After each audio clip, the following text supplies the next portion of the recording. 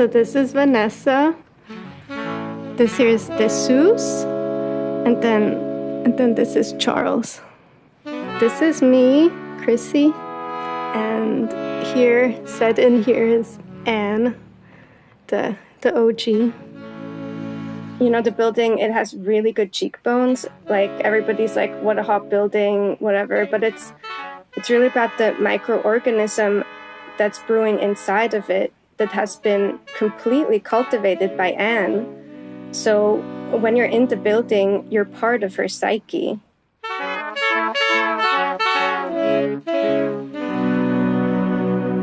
My name is Anne Valentine, and I bought this wonderful candy factory. Originally, it was a candy factory in 1979. This whole building it's almost like her artwork. But as long as Anne's here, artists will be in this building. There's no doubt about it. I've had a studio here for 33 years. I've been here for 20 years. 31 years. Having the opportunity to have a studio here and be part of that story is an intangible value that made a big contribution in a lot of people's lives.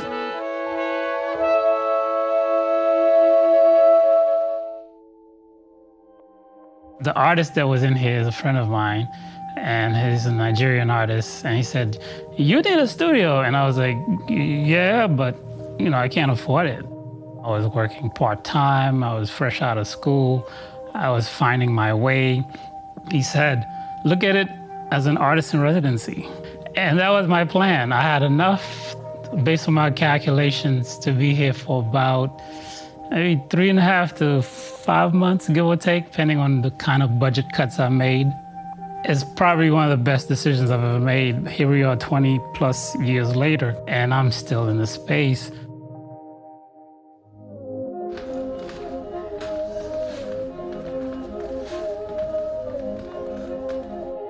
I try not to be over the top or, keeping everything, but it's helpful to have stuff around for me. It starts having energy or feeling like it needs to be, and then in a year I'll use it.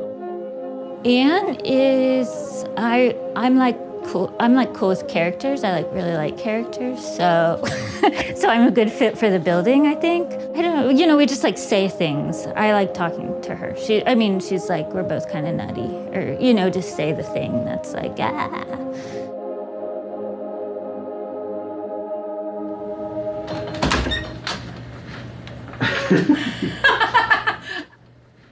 I just always have all these different ideas that I wake up with in the morning. And the stained glass, I had bought a lot of stained glass. I just love purple. I don't know. I just loved it always and never changed to any other color. Let's see, we'll go in here, the living room. I love it here. This is where I first was standing over here when I said, I love this.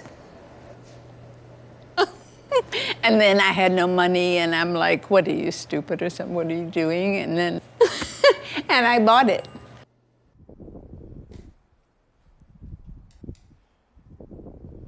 The first time I came to the building was when I was a junior at Pratt, and I was actually studying industrial design. And my furniture teacher was Tim Richards, and he's still in the building. And so he had his whole class come and see his shop. And I remember getting to the building, the door opens, and I remember crossing the threshold, so creepy. It's like when you meet somebody that you love and you're like, and then I knew. But here's something really cute that happened. Do you see? So this guy, if we go over to her studio, it's grown through the fucking wall and is coming down. It's like the symbol of I can show you guys, it's open.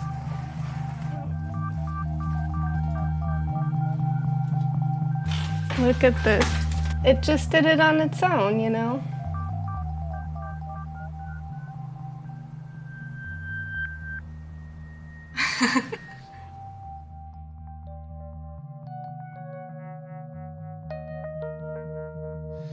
You know, Anne is like a really great friend of mine. So, I didn't expect that to happen, I'm sorry.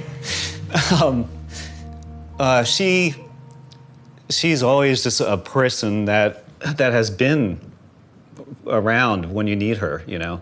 I get emotional about it because to have this space and then to be able to stay here. Most of my friends, you know, who were there in Dumbo, and they all got kicked out, so they were always in transition, like where can I get to my studio and whatever. And I've always just had this. I've had this place to go to, and it's all because of Anne. Anne really was the one. I mean, she kept on saying to me, I remember her, she'd always say, oh, you and Kathy would get along really well. You know, oh, you and Kathy, you know Kathy downstairs, you know. Hello. She took me around the building when I had just moved in and showed me Kelly's space while he was working in his studio. And then we kept seeing each other, and that was what happened. My mom works with clay. When I come in here, I just get new ideas for my art. I started to do these pieces that were about cause and effect relationships, and this idea of like happenstance and how other people affect each other.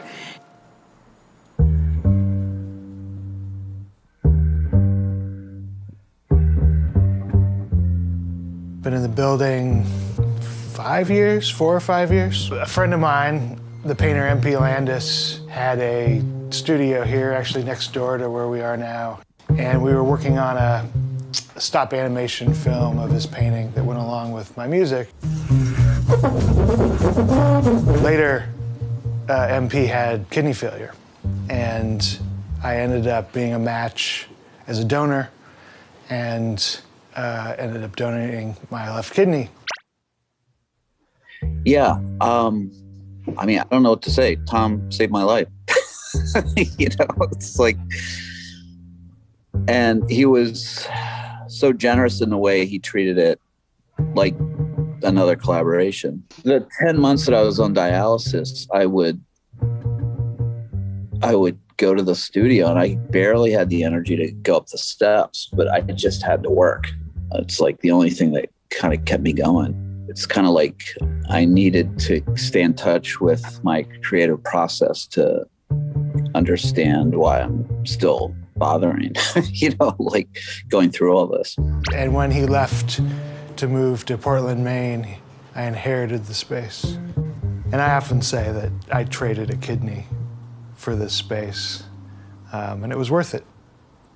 I do know how to pick people somehow. I do have intuitive things, and I know what questions to ask. I called the number, it was Anne, and we had a conversation for about 3 hours. I have never done a credit report or any financials on anybody who's rented here. She was like, so, like, well, what's your sign? I was like, Sagittarius? She's like, She's like, yeah, I have no room right now, but you know, I think you could work on the 3rd floor. And I was like, okay. One of the prerequisites, which I didn't really know, was she wants you to love the space. And she's like, unless you say those words, you know. So I was like, I love it, I want it. They will look around and they will say, I love this. And I always go back to, you know, the building when I said, I love this.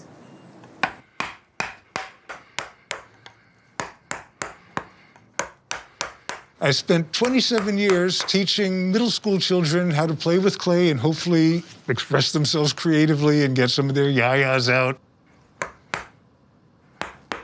You know, like I used to tell the kids at school, you know, how often do you get to do something and it is the only thing that is out there in the world like it? You know, even if it is derivative from something else, this one is yours. This is the one that you did, you know. So I try and combine the smooth and the rough and just playing with these organic shapes and keeping myself out of trouble.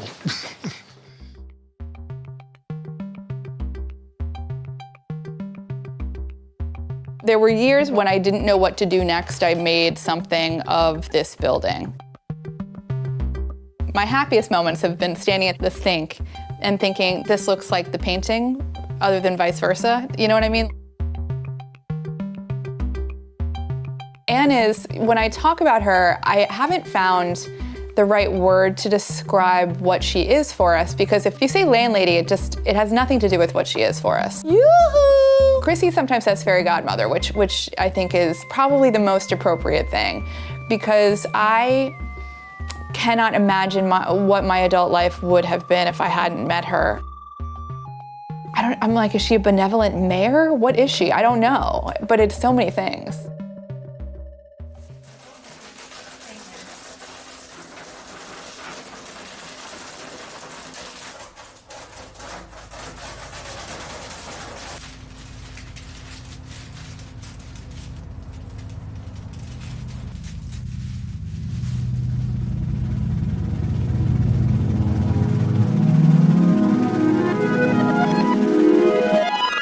I asked my mother once, like, if she had to describe me in one word, what would it be? And this was, you know, I was grown and everything. And she said, particular. I was born in Virginia. I didn't realize that I was not supposed to be. I mean, only later did I realize, like, what was I doing there? I got married after college, and then we moved to New York, and he took a job on Wall Street. And so we got a divorce. I didn't really get child support, so it was hard. You just keep working. I can sell. I was selling 2 houses a week. In 1 year, I made over $100,000, and this was the year that I kept this New York magazine. Baseball players made $100,000. Jane Pauley, who was the co-host of the Today Show, made $100,000. And so I was very good.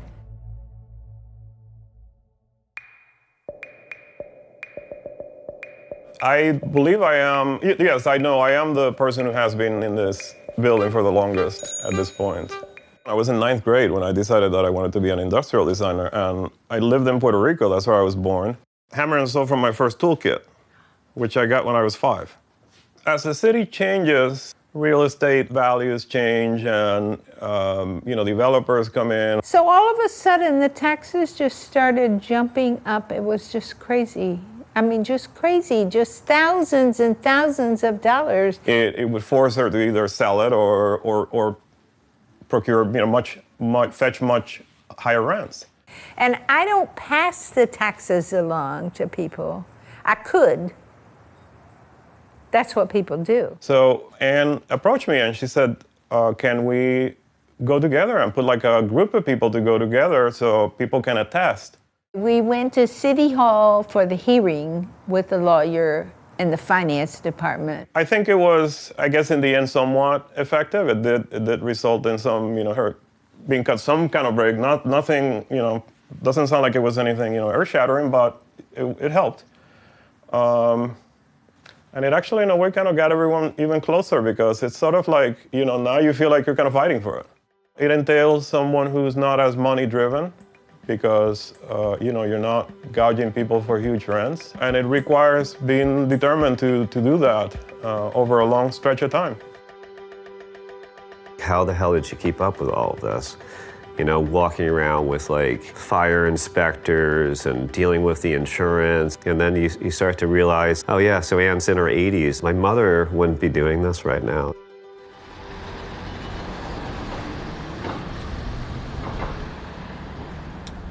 So it took me a little while to learn this because there's no official bulletin board, But when I first moved in, I would notice that Anne would come and she would get all her groceries at the co-op, and she would bring them in with a cart and she would leave them downstairs. And then I sort of realized at some point that all of the tenants on their way up to their various studios would grab a bag and carry it up a flight of stairs, or carry it up 2 flights of stairs, or carry it up 3, and then within a couple hours, all of her groceries would be upstairs. And it's this elevator system, there was an elevator at some point, but Now there's this kind of community elevator that carries everything up. Yeah, so Anne stopped me one day on my way in the door and said, oh, I got these for everybody's windows.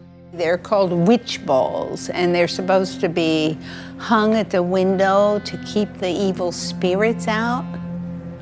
So for some reason, I'm like, oh my God, I love that. I haven't seen the other ones. There's one in every studio, right? Everybody has one, yeah.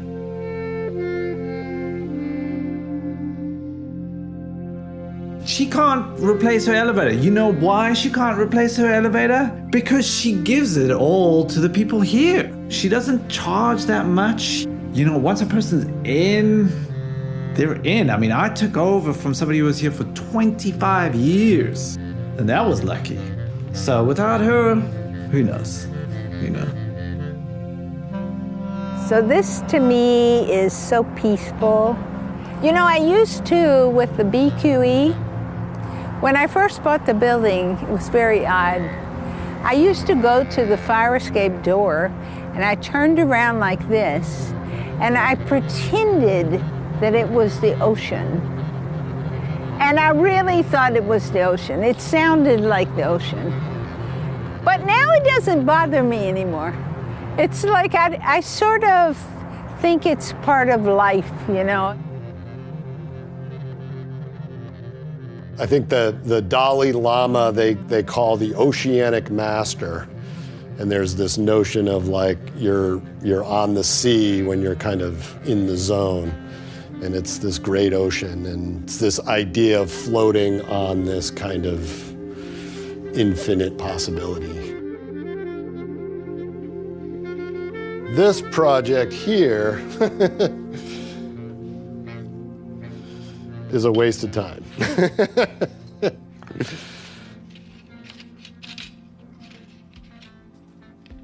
But it may have potential.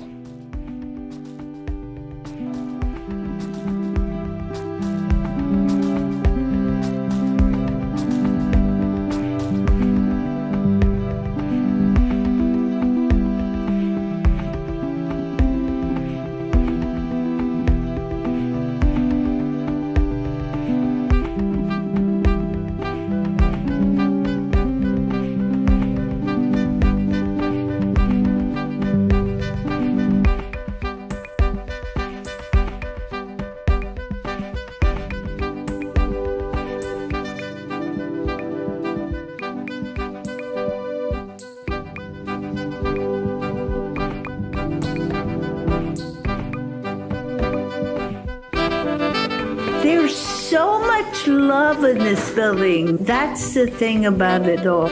It's not just like, oh, you need help. It's really like, I love you. Do you need help? You know, it's like, I love you, I love you, I love you. How unusual is that you have a building where everybody loves everybody? I mean, come on.